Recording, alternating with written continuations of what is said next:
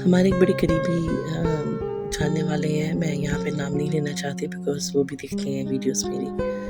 تو ان کی پوری فیملی کا ویزا آ گیا انگلینڈ کا، تو وہ سب سے پہلے ویزا ان کی بیٹی کا آ گیا، وہ اپنی بیٹی باہر لے گیا. اور مجھے بڑی خوشی ہوئی بیکاز جہاں کہیں بھی میں دیکھتی ہوں نا کہ بیٹیوں کے ساتھ سلوک اچھے ہوتے ہیں، میں ان پیرنٹس کو کہتی ہوں کہ وہ اپنے لیے جنت کما رہے ہیں. مجھے اس سے یاد یہ آ گیا کہ وہ جو لڑکی جس کا میں ذکر کرتی ہوں آپ لوگوں سے، اس کا نام سارہ ہے. وہ کیونکہ سب سے چھوٹی تھی اور اس کے 2 بڑے بھائی تھے اور وہ سب سے چھوٹی تھی، اور اس کے کیونکہ وہ لیپ پالک تھی تو اس کے پیرنٹس نے مطلب 19 سال تک وہ ان کے گھر رہی، اور پھر 19 سال کے بعد انہوں نے اس کو گھر سے نکال دیا. تو 19 سال تک جب وہ گھر رہی تو وہ اس میں کئی دفعہ گئے عمرہ کرنے، کئی دفعہ گئے حج کرنے. ان کی بہن ہوتی تھی باہر، تو وہ 3 4 مہینے جا کے باہر انگلینڈ رہ کر آتے تھے. تو انہوں نے کبھی 19 سال میں اس کا پاسپورٹ تک نہیں بنوایا، صرف اس ریزن سے کہ یہ تو لیپ پالک ہے، اس کے اوپر پیسے کیا خرچ کرنے. حالانکہ آپ یقین کریں، میں یہ بلیو کرتی ہوں، میں نے بڑے لوگوں کو دیکھا ہے وہ حج عمرے لوگوں کو کروا رہے ہوتے ہیں، تو میں بلیو یہ کرتی ہوں کہ شاید اجر بھی اللہ بہت زیادہ دیتا ہوگا. جب آپ کسی کو حج اور عمرہ کراتے ہیں تو آپ اس کے حج اور عمرے کا بھی آپ کو اجر مل رہا ہوتا ہے.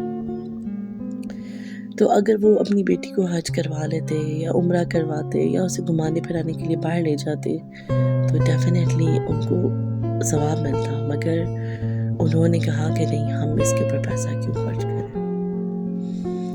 بات پتہ کیا ہے، ہمارے اندر دیکھا جائے نا، ہم لوگ بہت زیادہ برائیوں میں گھرے ہوئے ہیں. ہم لوگ نبی کریم صلی اللہ علیہ وسلم کی امتی ضرور ہیں، بٹ ہم نے کبھی نبی کریم صلی اللہ علیہ وسلم کی حدیث پر اور ان کے راستے پہ چلنے کی کوشش کبھی بھی نہیں کی ہے.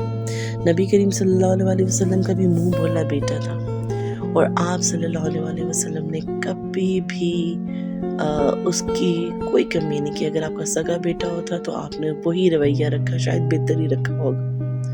آپ صلی اللہ علیہ وسلم کی 2 بیٹیوں کو طلاق ہوئی اور آپ صلی اللہ علیہ وسلم ان کو واپس لے کر آئے، اور آپ صلی اللہ علیہ وسلم نے کبھی بھی یہ نہیں کہا کہ ہماری بیٹیوں کو طلاق ہو گئی ہے تو مطلب آپ نے کبھی زیادتی نہیں کی ہے.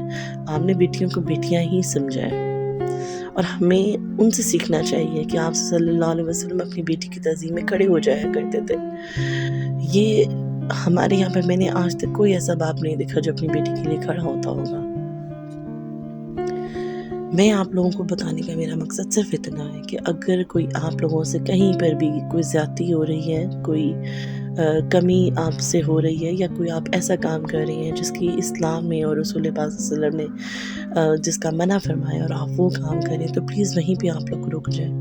بیکاز جو قصے میں سناتی ہوں آپ کو، وہ ان کا حقیقت سے تعلق ہے، وہ کوئی افسانی باتیں نہیں ہیں، ان کا تعلق حقیقت سے ہے. میں نے اپنی آنکھوں سے یہ سب کچھ دیکھا ہے، تو کم از کم آپ اس چیز سے بچ جائیں. اگر میری کسی ایک ویڈیو سے کوئی ایک بندہ بھی دنیا میں کسی کام کرنے سے رک جاتا ہے تو اس کا ثواب مجھے بھی ہوگا.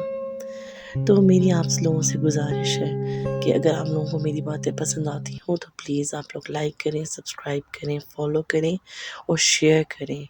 آپ کو شیئر کرنے کا ثواب بھی ملے گا، پلس اگر کوئی بندہ کہیں غلطی کرنے سے رک رہا ہے تو اس کا بھی ثواب آپ کو ملے گا. اور یاد رکھیے گا، کبھی بھی کوئی ایسا کام نہ کریں جس کی اسلام میں کوئی گنجائش نہیں ہے، ورنہ اس دنیا میں تو پچھتاوا شاید ہو آپ کو یا نہ ہو، آخرت میں بہت پچھتاوا ہوگا. اور آخرت میں جا کے واپسی کا کوئی راستہ نہیں ہوتا کہ انسان اپنی غلطیاں سدھار سکے. اللہ حافظ.